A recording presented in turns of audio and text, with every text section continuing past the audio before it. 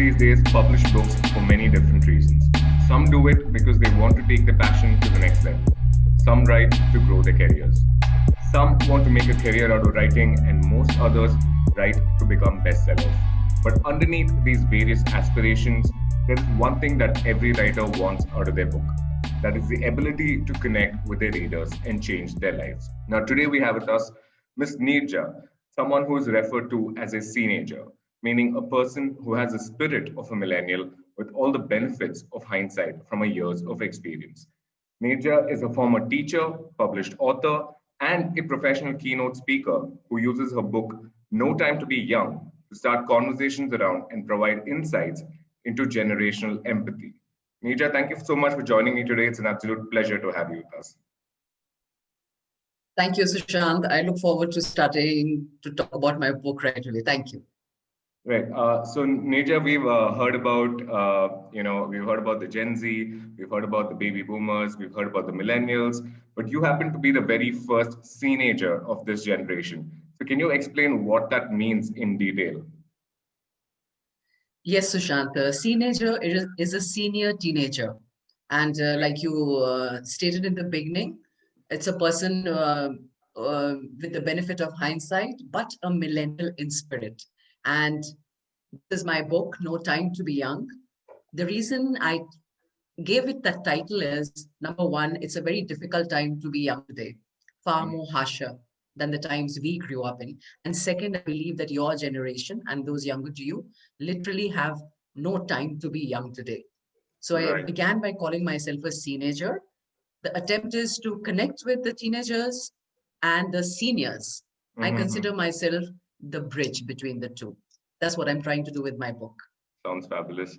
Like you point out yourself, you talk a lot about generational empathy and the generational gap overall.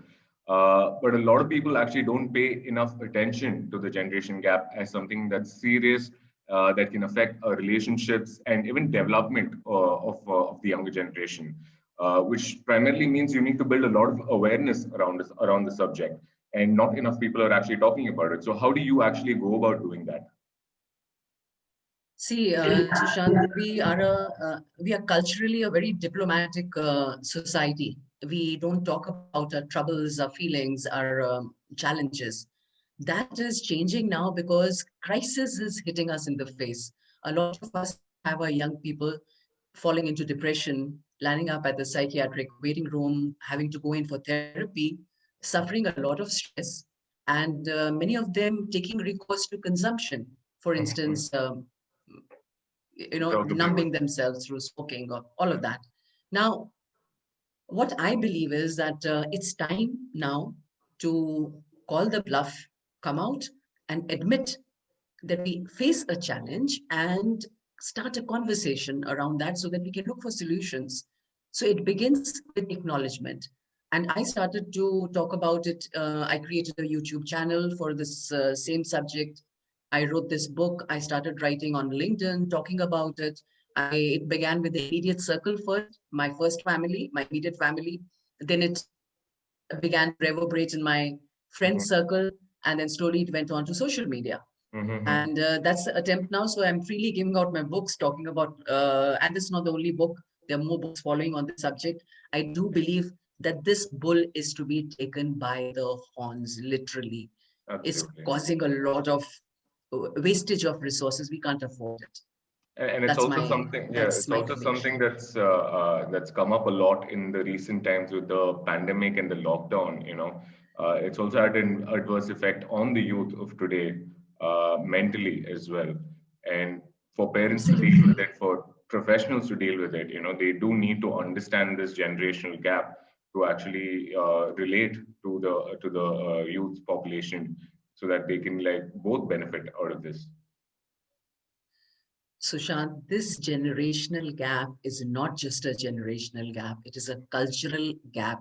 You and I are not from two generations, we are from two cultures. Your Absolutely. aspirations are different, your motivations are different, your expectations, language is different. Mm-hmm. That is something that needs to be acknowledged, and also the fact that the kind of changes we've seen in India in the last 10 years took 70 years to roll out.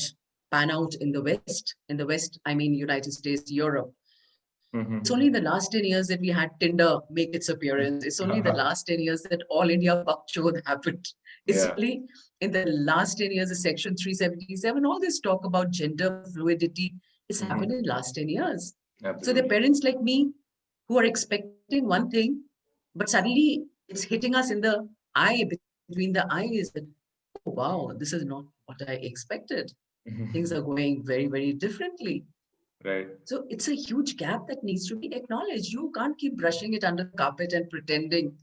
And Indian parents, famously, Indian adults, don't like to admit problems with the young people because it's a reflection on our ability as Absolutely. parents. Because our identity, my identity, primary identity in Indian society is that of a good mother, not a good writer, or not a good speaker, or Yeah. not a good horse rider or a golfer or anything else. It's primarily as a parent. Mm-hmm. It's part of our culture. So you Right. don't want to admit that there is something going on here. Yeah. And that's what I want to challenge with this book. That's the idea. So Yes. yeah, and I think in terms of like your book from a publisher's perspective as well, because this is something Mm. that not too many people have are yet to talk about, right? It actually fits into that perfect niche, and as an author, like you can actually use that to your advantage because you're the first one to start a conversation like this with parents and the youth population. That I think that also works out brilliantly when it comes to your book and getting more visibility for your book as well. Right. Yes, it does, Sushan, definitely. And my overriding preoccupation is with creating empathy between the two generations. So Mm-hmm. having the young appreciate where the older generation is coming from, not Mm-hmm. demonize the Indian parents. Indian parents are demonized by the media. That, Absolutely. all you want is for your children to become a doctor, engineer. Please, Mm-hmm. for heaven's sake, there are enough and more Indian parents who are solidly behind their children. They're standing by, they're doing whatever their children want them to do. The children are marrying out of their choice, they're moving out. It's an option that they are exercising. Parents are not telling the children, oh, please go and live on your own. Indian parents usually love it when the children continue to stay with them. And Indian parents don't view it as a failure that your child is not able to launch himself just because they're continuing to stay with parents, right? So I want to create that empathy between both the generations Mm-hmm. and the younger to understand where the parents are coming from and the parents to understand the adults that here is this generation, Sushant, your generation, that is trying to craft their identity, their sense of self in what is generally termed as a global culture. Now, global culture is a connected culture, internet connected culture. It's largely American culture because that is the culture that we consume most. Those are Mm-hmm. the programs we watch. Those are the books we read. Those are Yep. the, yes, that's what we consume. So now here you have your generation trying to create a self identity and trying to fit into what these new definitions of Mm-hmm. modernity are, progress are, where freedom of choice is considered an absolute at any cost. Mm-hmm. Even if you fail, a young person tells me that auntie, well, this is my choice. Even if I fail, at least I have the satisfaction of knowing it's my choice. So that is an argument Yeah. that freedom Absolutely. of choice is the absolute. But you forget that when you fail, there are consequences. And Mm-hmm. who is bearing those consequences? What is your primary support system today?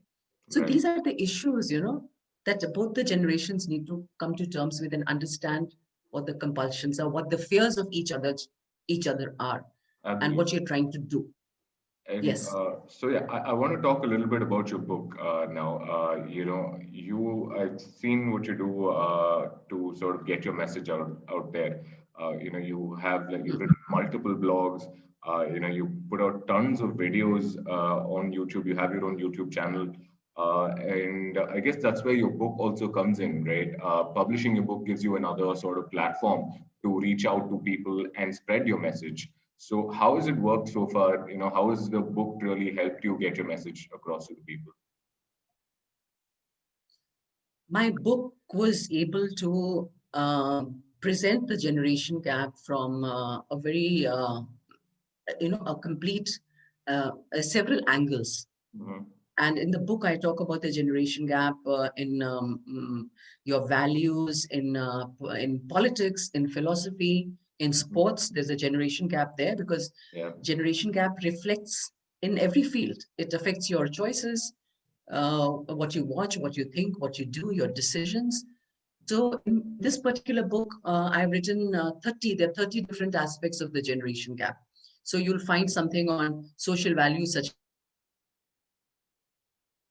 arranged marriages, up on tattoos, how tattoos scare the hell out of Indian parents.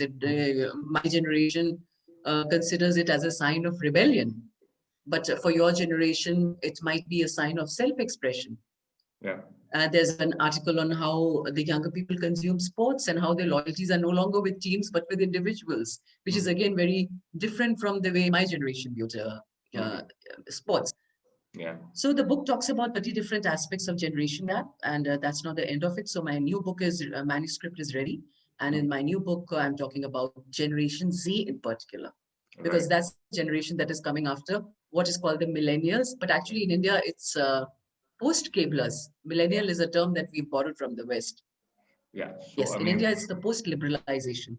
yeah, and as a millennial Yes, myself, Sushant. I can actually see the difference in generation, the generation gap between a millennial and a Gen Z. Sometimes I find it really hard to like Absolutely. relate to the kind of things that they like and like they enjoy, their way of life. So I think it's something that the book also does really well.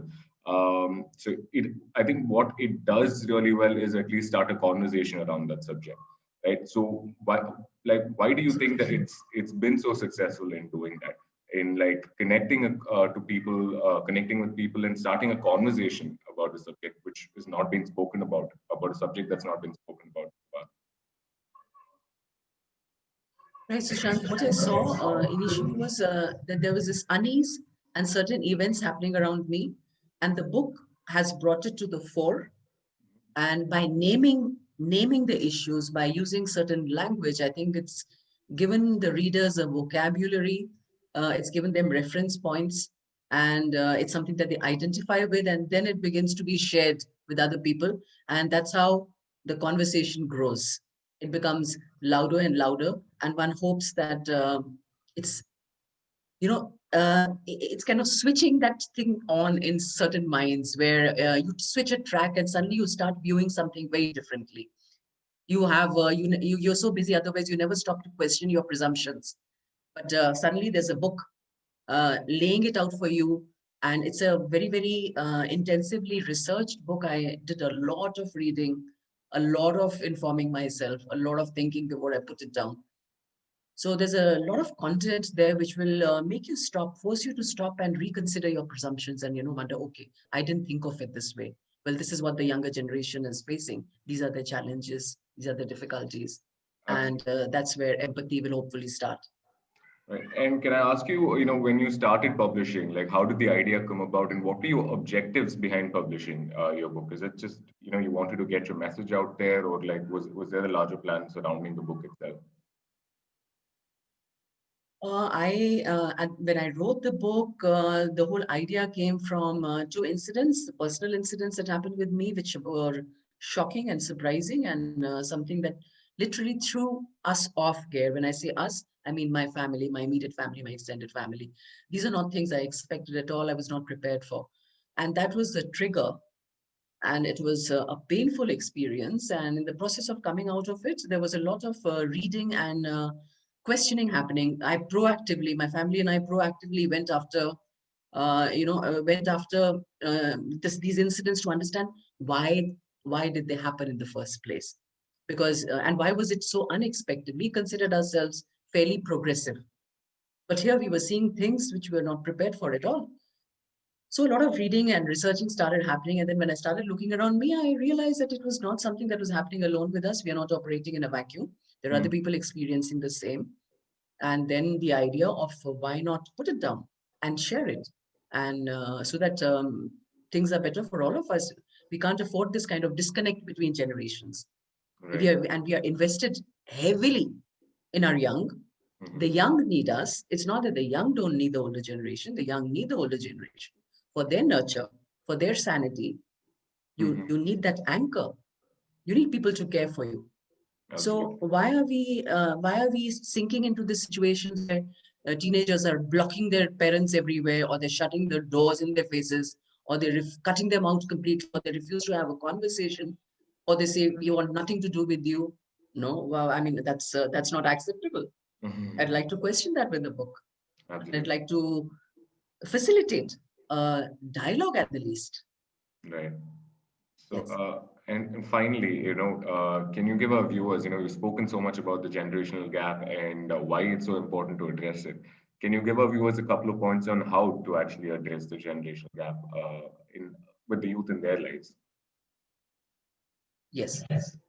The first step will have to come from the older generations. The senior generations have to be prepared to step back.